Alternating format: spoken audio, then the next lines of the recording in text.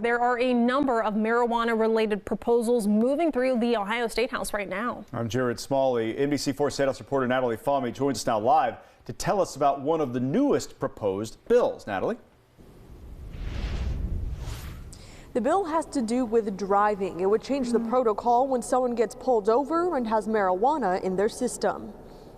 If you had a glass of wine or a beer a few days ago, do you think it's okay that you're driving today? It's, you're not feeling those effects of it anymore. I think it should be the same way for marijuana. Senate Bill 26 would change how you're tested if it's suspected you're driving under the influence of marijuana.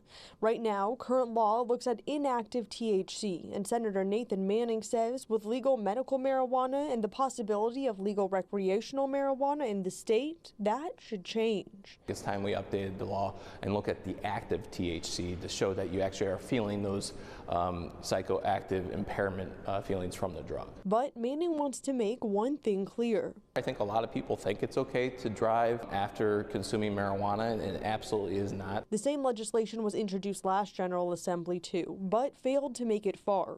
Senate Minority Leader Nikki Antonio says it's important to look at the law, but it may be too soon for this one. We don't have a credible sobriety test or some kind of field test at this time to really check for affected influence, and to me, that's the problem. She tells me it's a double-edged sword, saying people shouldn't be arrested or in prison for traces of marijuana in their system while driving if they were not under the influence.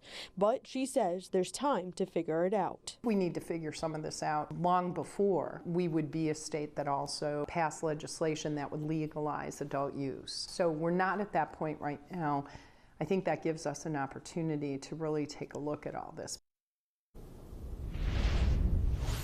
The bill had its first Senate committee hearing this morning. When I asked Senate President Matt Huffman about the legislation, he said it's an important discussion and has to be done properly.